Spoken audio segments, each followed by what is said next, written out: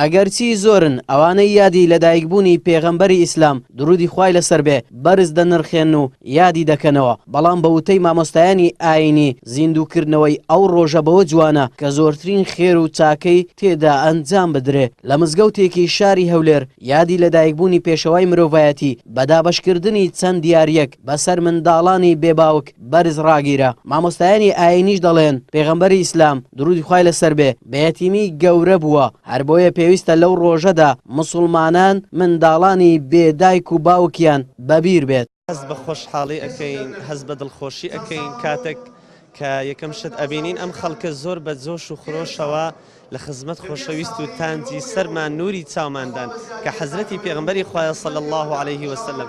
بۆیە بە خێراتنی هەموو میوانەکانەکەین و دەستخۆشی لە کەناڵی پەیام ئەەکەین کە عەزیەت و کێشاماندی بوون لەگەڵ ئێمە هاتوون. مەبەستمان ئەوە بوو لەم مەراسیمەشدا خەڵاتی ئەم منداڵە بێ باوکانە بکەین کە باوچیان نەماوە دڵیان خۆش بێ خەڵاتیان بەسەردا تەوجیح بکەین ئەگەر خەڵاتێکی بچوشیش بێ. ئەوەی کە هەست پێکرێ لەو مزگەوتە زیاد لە مزگەوتەکانی دیکەن مەولودێکی ئاسایی نەبوو بۆ ئەتیبارەی کە سنەتێکی پێغەمبەر صلی الله علیه و سلم زیندی کراوە کە بریتی بوو لە کەفالەتی یەتیم کە پێغەمبەر صلی الله علیه و سلم خۆی یەتیم بووە.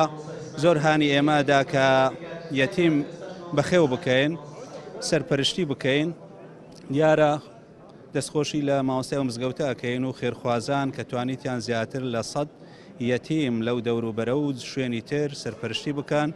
ومێ دەکەن مەولودەکان بەو ئاراستەی دابڕۆن زیندوکردنەوەی سنەتی پێغەمبەر صلی الله علیه و سلم. منداڵانی بێدایک و باوک کە لە ئێستادا ڕێژەیان لە هەڵکشاندایە بەزەر دەخەنەوە خۆشحاڵی خۆیان بەکردنەوەی ئەم یادە دەربڕی و داوا لە خێرخوازان دەکەن ساڵانە بە دابەشکردنی هاوکاری بەسەریاندا یادەکە جوانتر بکەن. داواکاریم ئەوەیە کە من ساڵی مەولود بکرێ هێتیمەکان ئیشتان بەسەر داباش بکرێت. دەستخۆشیواناکەم ئەو مەولودەیە لێرە ساز کردووە مەولودە خێر و چاکە بکرێت. دەستخۆشیتان لێ دەکەم ئینشاڵڵا هەموو ساڵێک ئەوی دەکرێتەوە ئەو ئاهەنگە دەکرێتەوە. زۆر سپاسی ئەو مەلایەن دەکەم کە لێ دانیشتوون. زۆر سپاسان دەکەم ئەو کەسەی گەشتی بەسەمەدا باش دەکەم. تو چ وەرگرت؟ سەعات قورئان. سەعاتەکەی چ لێ دەکەی؟ لە دەستم دەکەم. ئەی قورئانەکەی چ لێ دەکەی؟ لە خۆم دەخوێنم. بەشێکیش لە هاوڵاتیان ئاماژە بە گەورەی منداڵانی یەتیم دەکەن و دەڵێن پێویستە لە ئێستادا و بە تایبەت لەو قەیرانە داراییەدا کە زیاتر لە 2 ساڵە بەردەوامە خێرخوازان چاویان لەسەر هاوکاری منداڵان بێت و ئاماژەش بە گەورەی ئەجر و پاداشتەکەی دەکەن لە ڕۆژی دواییدا. پێغەمبەر صلی خۆ دەفەرمێ ئەوەی کەفارەتی تیم کە لەگەڵ من سێوەکۆ 250 وایە لە باشتێ یعنی هەندە نزیکە ئەزەوەی هەرچەندی پێی بکرێ یارمەتی یەتیم لە بەڕاستی یەتیم زۆر بەنرخە زۆر بە قیمەتە. تو یەک وشەی برێ سەدەقەیە دەری یەک یەتیم خۆشی سەدەقەیە یەک پێکەنی سەدەقەیە قسەی کەریمە خۆش سەدەقەیە هەمی هەر خێرە. بۆنەی کە ئەو سەرپەرشتاری ئەو منداڵە هێتیمانەکە زۆر دڵخۆش بن بە و بەخشینەوە بۆ یارمەتیدانێکە ئەو هەدیانیان پێ دڵیان پێخۆش بووە. خوا خێری بنووسی خوا نمونەی زۆر بکە ئینشاءڵڵا.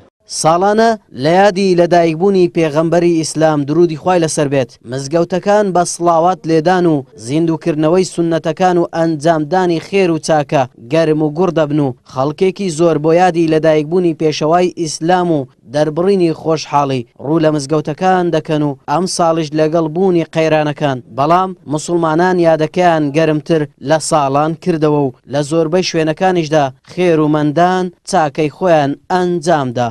ئاراس عەزیز کەناڵی پەیام هەولێر.